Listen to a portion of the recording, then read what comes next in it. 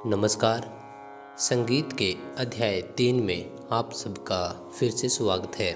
आज हम ध्वनि, नाद, आंदोलन, श्रुति और स्वर के बारे में गहराई से जानेंगे। संगीत का मुख्य आधार स्वर है, तो आज जानेंगे कि स्वर की उत्पत्ति कैसे हुई। संगीत का मुख्य आधार स्वर है, क्योंकि एक एक स्वर को जोड़कर ही आप गा पाते हो। एक एक स्वर को जोड़कर ही तमाम गाने, गजलें सब कुछ तैयार होता है।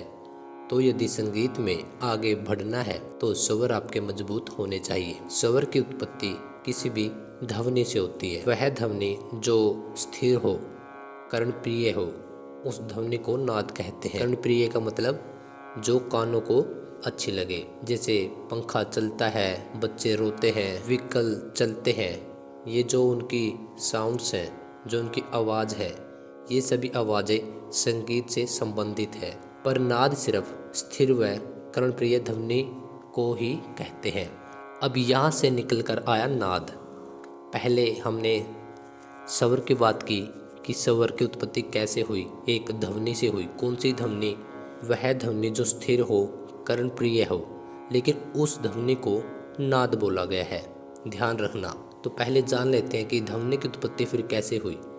ध्वनि की उत्पत्ति कंपन से होती है। जैसे गिटार की तारों को अगर छेड़ा जाए, सितार की तारों को अगर छेड़ा जाए तो ध्वनि पैदा होगी। जैसे ढोलक या तबले को हम जब बजाते हैं, यानी उस पर आघात होता है, जैसे बांसुरी, शहनाई की जो साउंड है, उसमें हम हवा के माध्यम से वो साउंड्स बाहर आते हैं। तो जो ये कंपन होता है, जैसे हाथ से छेड़े गए तारों का, हाथ से बजाए गए ढोलक का, तो यह जो कंपन है, इस कंपन से ध्वनि उत्पन्न होती है। और ध्यान रखना, इस कंपन को हम संगीत की दुनिया में आंदोलन कहते हैं। आंदोलन की अगर हम परिभाषा देखें तो ध्वनि में कंपन होता है, उसे ही आंदोलन कहते हैं। आंदोलन दो प्रकार के होते हैं, नियमित आंदोलन और अनियमित आंदोलन। नियमित आंदोलन जब ध्वनि एक रफ्तार में होती है। ध्यान रखना, जब ध्वनि एक ही रफ्तार में, यानी कि उसकी स्पीड एक ही होती है। मान के चलिए कि आप तबले को प्ले कर रहे हैं, तबला प्ले कर रहे हैं आप, और तबले पर आप हर 1 सेकंड के बाद आपका हाथ तबले को टच कर रहा है। 1 सेकंड के बाद, यानी जो उसकी स्पीड है हर बार समान है, तो उसको बोलेंगे हम नियमित आंदोलन। और जब आंदोलन संख्या समान ना हो, मान के चलिए कि आप तबले को पहले 1 सेकंड में टच कर रहे थे बजाने के लिए, फिर उसके बाद आपने वो 50 मिली सेकंड में ही बजा दिया, और फिर उसके बाद आपने 1 सेकंड में उसको 2 बार बजा दिया।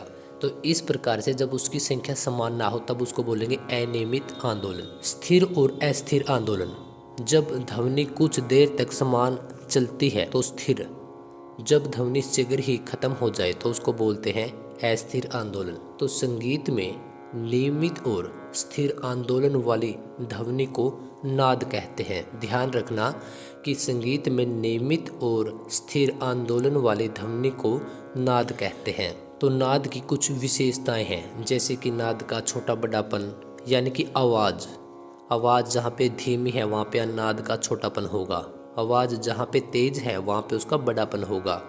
नाद की ऊंचाई और निचाई, इसमें आप स्वरों का उतरना चढ़ना, इसको बोलते हैं नाद की ऊंचाई और निचाई। नाद की जाति और गुण, इसमें ध्वनि का प्रकार देखा जाता है, यानी कि टेक्सचर ऑफ साउंड। यानी कि अगर हम गिटार को प्ले करते हैं तो उसकी साउंड कुछ अलग होती है, तबले को प्ले करते हैं तो तबला की कुछ अलग प्रकार की साउंड होती है, और इसी को बोला जाता है कि नाद की जाति या गुण। अब बात करते हैं, अब हमने कई पॉइंट नोट कर लिए, जैसे कि हमने ध्वनि को डिफाइन कर लिया कि किसी भी प्रकार की ध्वनि हो जहाँ से साउंड आ रही हो तो उसको ध्वनि बोला जाता है। लेकिन संगीत में वही ध्वनि यूज की जाएगी जो कर्णप्रिय हो, मधुर हो, कठोर हो, और उसको क्या बोलेंगे हम?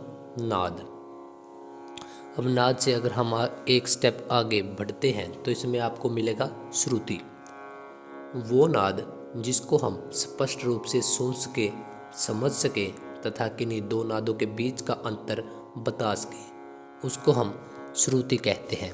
और ऐसी कुल 22 श्रुतियाँ हैं जो कि शास्त्रकारों ने निकाली है। प्रत्येक श्रुति एक नाद है, यानी कि नाद की डेफिनेशन क्या निकल कर आई कि वह नाद जिसको हम स्पष्ट रूप का मतलब क्लियरिटी, अच्छे से सुन सके, समझ सके। तो प्रत्येक श्रुति क्या हुई? एक नाद। लेकिन प्रत्येक नाद एक श्रुति नहीं हो सकता, इस बात को आपको ध्यान रखना है। और जो 22 श्रुतियाँ निकाली हैं, इन्हीं 22 श्रुतियों में से 12 श्रुतियों पर स्वरों की रचना की गई है। तो इस प्रकार से स्वर की फिर क्या डेफिनेशन हो जाती है कि संगीत में प्रयोग होने वाली वह निश्चित ध्वनि जो सुनने में कर्णप्रिय हो, कानों को अच्छी लगे, स्थिर हो, मधुर हो और श्रोताओं को अपनी तरफ आकर्षित करे, उस ध्वनि को स्वर कहते हैं। तो आज की इस वीडियो में हमने ध्वनि, आंदोलन, नाद, श्रुति और स्वर को 5 मुख्य डेफिनेशन, 5 मुख्य परिभाषाएं अच्छे से समझने का प्रयास किया। और मुझे उम्मीद है कि जिस प्रकार से हम संगीत को अच्छे तरीके से स्टेप बाय स्टेप आराम से समझते हुए चल रहे हैं, यह परिभाषाएं आपको अच्छी प्रकार से समझ आ रही होंगी। आज का यह हमारा तीसरा अध्याय था और मुझे उम्मीद है कि आपने पिछले 2 अध्यायों को अच्छे तरीके से समझा होगा। अगर फिर भी आपका कोई डाउट रह जाता है तो आप कमेंट बॉक्स में जाओ और वहां पर कमेंट छोड़ सकते हो, क्योंकि मैं सभी कमेंट्स को पढ़ता हूं। और मुझे उम्मीद है कि यह वीडियो आपको बहुत अच्छी लगी होगी। तो इस वीडियो को लाइक कर हमारा हौसला ज़रूर बढ़ाइएगा और मिलते हैं संगीत के अगले अध्याय में।